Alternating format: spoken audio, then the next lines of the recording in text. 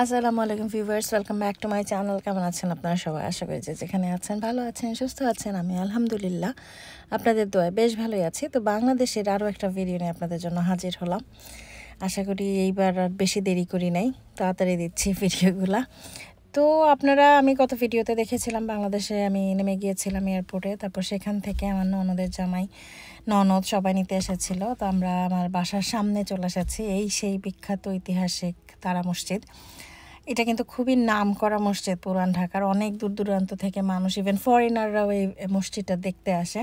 তো আমার ছোটোবেলায় মসজিদটা একদমই এরকম ছিল না। এখন নতুন করে যে সামনে স্টার বা এগুলো নতুন করে বানানো, আশেপাশের বিল্ডিংগুলো, আমাদের ছোটোবেলায় এরকম ছিল না। তো যেদিন আমি গিয়েছিলাম সেদিন শুক্রবার ছিল, সো জুম্মার নামাজের জন্য আপনারা দেখতে পাচ্ছেন ও প্রায় 12:30 পৌনে 1 বেজে গিয়েছিল আমার বাসায় পৌঁছাতে মানে এয়ারপোর্ট থেকে। তো এখানে একটু দেখাই আপনাদের।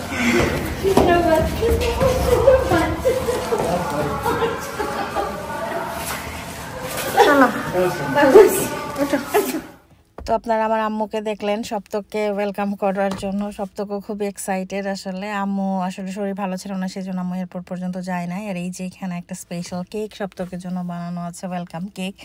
এই কেকটার জন্য আমি স্পেশালি ধন্যবাদ দেবো আমার এক ভাগ্নিকে, নাজিয়া। নাজো, তুই যদি ভিডিওটা দেখিস, স্পেশালি থ্যাঙ্কস টু ইউ। কেকটা দেখতে যেমন সুন্দর, খেতে অস্বাভাবিক মজা ছিল। মানে অস্বাভাবিক বলা উচিত না, খাবার জিনিসে অসম্ভব মজা, বাট আসলে কেকটা অনেকই ইয়ামি ছিল।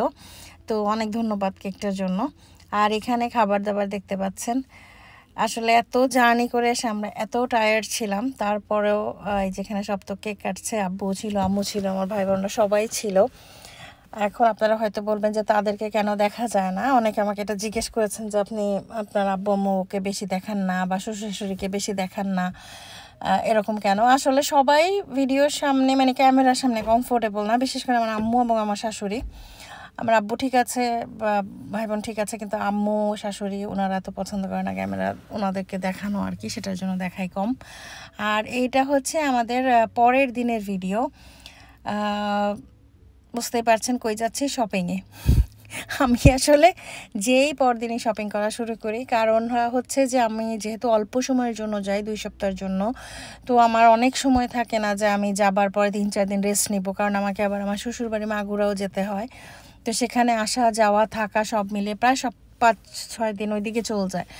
আর দর্জি দোকানে কাপড় দিলে অবশ্য বানাতে সময় লাগে। তো এই জন্য আমি চেষ্টা করি যে আমি যেই পরদিন আমি শপিংগুলো করে টেইলারকে কাপড়গুলো দিয়ে তারপর হচ্ছে মাগুরা যেতে, যেন বানানো হয়ে যায় আমি ফিরতে ফিরতে, এরকম আর কি।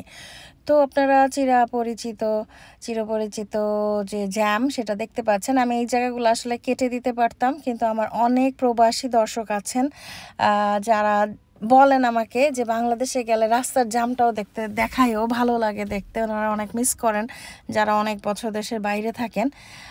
যারা রেগুলার জ্যামে বসে থাকেন তাদের কাছে অবশ্যই খুবই বিরক্তকর একটা জিনিস এটা। অনেক সময় চলে যায়, দিনের জ্যামে পার হয়ে যায়।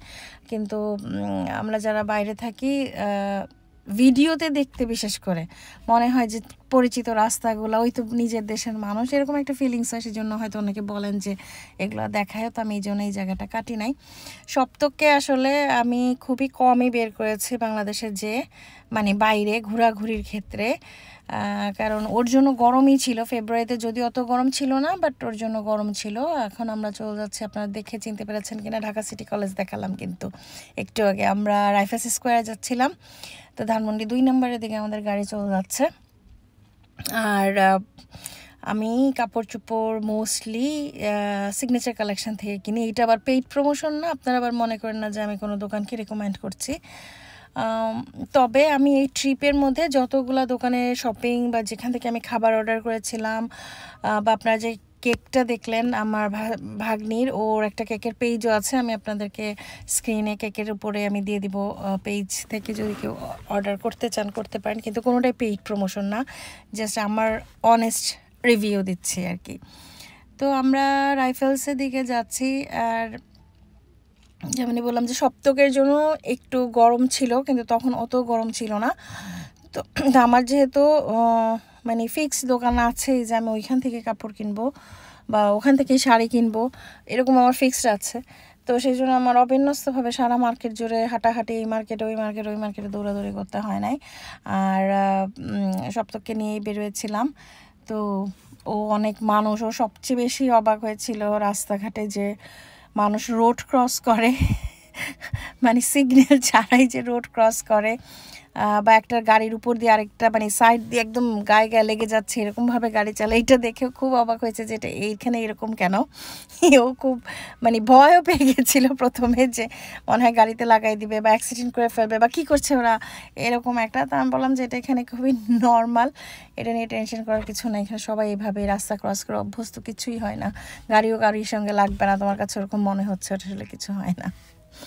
তো যাই হোক, আমরা মার্কেটে চলে এসেছি রাইফাস স্কোয়ারে। এটার হচ্ছে মনে হয় দোতলায় দোকানটা, সিগনেচার কালেকশনের। এটা ওনারা অনলাইন পেজে অনেক বিক্রি করে, ওনাদের অনেক শোরুমও আছে। তো মোস্টলি আম্মু অনলাইনের পেজ থেকে কিনে। তো আমি যাওয়ার পরে বললাম যে চলো যাই দোকানটা দেখে আসি, দোকান থেকে দেখে কিনে আসছি যখন। আর দোকান থেকে ঘুরে ঘুরে কাপড় কেনার কিন্তু আসলে অনেক মজা। আপনারা কে কে আমার এই কথায় এগ্রি করবেন? আমি জানি আজকাল মোস্টলি মানুষ হচ্ছে অনলাইনে শপিং করা পছন্দ করে, কারণ মনে করে হ্যাসেল কম, তারপরে রাস্তায় বের হয়ে জ্যামে বসতে হচ্ছে না, তারপর অনলাইনে কিনলে আপনার ট্যাক্স দিতে, ভ্যাট ট্যাক্স দেওয়ার থাকে না, আর দোকানে গিয়ে কিনলে প্রত্যেকটা কাপড়ে এক্সট্রা এক্সট্রা এত টাকা ট্যাক্স ধরে। সব কিছু মিলে অনেকে মনে করেন যে বাসায় থেকে কিনা ভালো। তবে আমার কাছে মনে হয় অনলাইনের চেয়ে দোকানে যেয়ে কিনা ভালো, কারণ আপনি অনেকগুলো জিনিস একসঙ্গে দেখতে পারবেন, হাত দিয়ে ফিল করতে পারবেন। দেখতে আসলে আপনি লাইভেও পারেন, পেজ থেকেও কিনলে পারেন, কিন্তু হাতে ধরে সামনে দেখা, ছবি দেখা কিন্তু এক জিনিস না। তো আমি এখান থেকে বেশ কিছু কাপড় চোপড় নিয়েছি। আর আমার কাছে ভালো লাগে আসলে আমার এই পেজের কাপড় বা এই দোকানের কাপড়, যেটা বলে এদের কাপড়ের কোয়ালিটি আমার কাছে ভালো লাগে, কালেকশন আমার কাছে ভালো লাগে।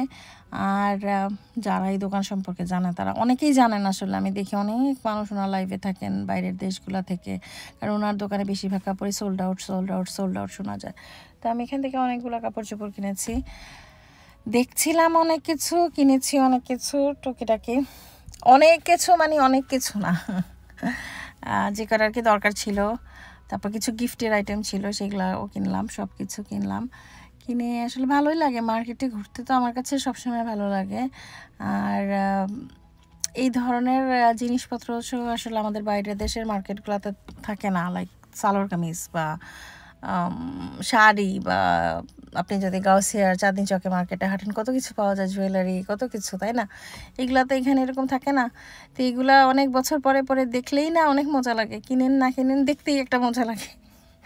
তা আমার কাছে অনেক মজা লাগে। আর এই দোকানে প্রচণ্ড ভিড় ছিল, মানুষের গায়ের উপরে মানুষ, একটা জিনিস একজন দুইজন তিনজন একই জিনিস ধরে টানাটানি করছে, এরকম একটা অবস্থা আর কি। তো আমি এখান থেকে অনেক কিছু কিনলাম, কিনে টিনে তারপর আমরা গিয়েছিলাম অবভিয়াসলি খাওয়া দাওয়া করতে। তো সেটা আপনাদের দেখাচ্ছি আমি একটু পরেই।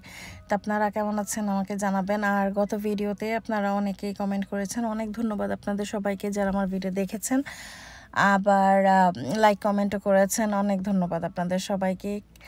আর আসলে কি দেখতে চান এটা আমি বলবো না, কারণ আমি যা দেখাতে চাই আমি শুধু সেটুকুই দেখাতে চাই। আর একজন ভাই মনে হয় কমেন্ট করেছেন যে আমি লিমেরিকের রিভার সাইডের বড় একটা হোটেল দেখিয়েছি, ওনার নিজের ছোট বোন ওইখানে, ওনার ওইটার আশেপাশে লিমেরিকে কোথাও থাকেন। তো ভাই আপনি যদি আমার ভিডিও আবার দেখেন, অবশ্যই আপনি আপনার বোন বা বোনের হাজব্যান্ডের নাম বলবেন, দেখি চিনতে পারে কিনা, কারণ লিমেরিকে অনেক অনেক বাঙালি আছে আসলে, এবং অনেকেই চিনি, মোস্টলি চিনি। এখন অনেকে হচ্ছে যে ইউরোপের অন্যান্য দেশ থেকে যারা নতুন আসছেন তাদেরকে হয়তো আমি চিনি না, ওনারা আমাকে চিনে, এরকমও আছেন অনেকে। কিন্তু আপনি যেহেতু বলেছেন, নামটা পরের ভিডিওতে কমেন্ট করতে পারেন, যদি চিনি তো বলবো না যে ওনাদের আমি চিনি। ভালোই লাগে আসলে, আপনারা যাদের আত্মীয় স্বজন এখানে থাকে তারা আবার আমার ভিডিও দেখেন বা কমেন্ট করেন, অনেক ভালো লাগে আমার কাছে, সত্যি অনেক ভালো লাগে। আপনাদের সবার কাছে আমি অনেক কৃতজ্ঞ যে আপনারা আমার ভিডিও দেখছেন, লাইক করছেন, কষ্ট করে কমেন্ট করছেন। আর যারা বাইরের দেশ থেকে দেখেন তাদেরও আমি জানি যে তারা বাংলাদেশের এই ছোটোখাটো ভিডিওগুলো দেখতে অনেক পছন্দ করেন। আমাকে বলেন যে রাস্তাঘাট দেখিও, জ্যাম দেখিও, বা মাগুরায় গেলে গ্রাম সাইডের কিছু দেখিও। আমি গতবারও দেখেছি, আমি যখন গতবারও বাংলাদেশে গিয়েছিলাম তখন আমি দেখেছিলাম যে এই কমেন্টগুলো আসতেছে যে এটা দেখাও, রাস্তা দেখাও, নীলক্ষেত দেখায়ও, এরকম। আমি জানি যে আপনারা আসলে অনেক মিস করেন যারা এই দেশের বাইরে থাকেন।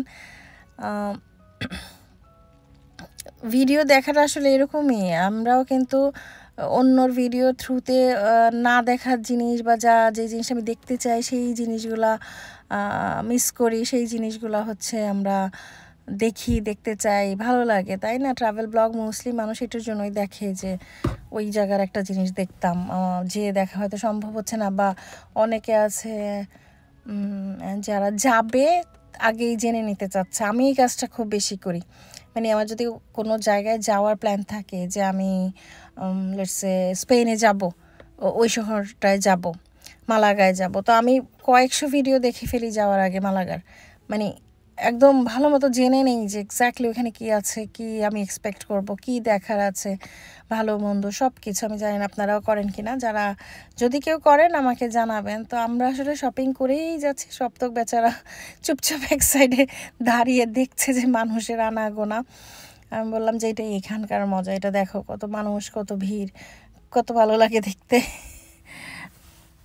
তো এইখান থেকে আমরা বের হয়ে এসেছি জিনিসপত্র কিনে টিনে, তারপরে আমরা গাড়ির জন্য আবার অপেক্ষা করছিলাম, তারপর আমরা চলে গিয়েছিলাম একটু খাওয়া দাওয়া করতে। তো আজকে আমি আর ভিডিওটা বেশি বড় করব না, একটু স্ট্রিট ফুড খেয়েছিলাম। এখন অনেকেই বলবেন যে পেট খারাপ হয় নাই, না আমি আসলে এগুলা মানে আমার হয় না এরকম না, একটু টুকটাক শরীর খারাপ লাগে, কিন্তু তারপর আমি এগুলো তো বেশি পাত্তা দিই না, কারণ আমি স্ট্রিট ফুড অনেক পছন্দ করি, আর বাংলাদেশে গেলে এগুলো না খেলে আসলে ঠিক মতন জমে না। তো এখান থেকে চটপটি খেয়েছিলাম, অনেক মজা ছিল চটপটি। এখন যে আমি ভিডিও মানে ভয়েস ওভার দিচ্ছি বা ভিডিওগুলো যে আমি রেডি করছি, আমি সত্যি আবার মনে হচ্ছে যে 2 মাস আগে বাংলাদেশ থেকে এসেছি। এখন হচ্ছে যে আবার মনে হচ্ছে যে ওইগুলো আবার রিলিভ করতেছে, ওইগুলাতেই আমি আসি, এরকম মনে হচ্ছে আমার ভিডিওগুলো এডিট করার সময়। তো আজকে আর কথা না বাড়াই, ভালো থাকবেন, সুস্থ থাকবেন, আমাদের জন্য দোয়া করবেন, আমরা একটু খাওয়া দাওয়া করি।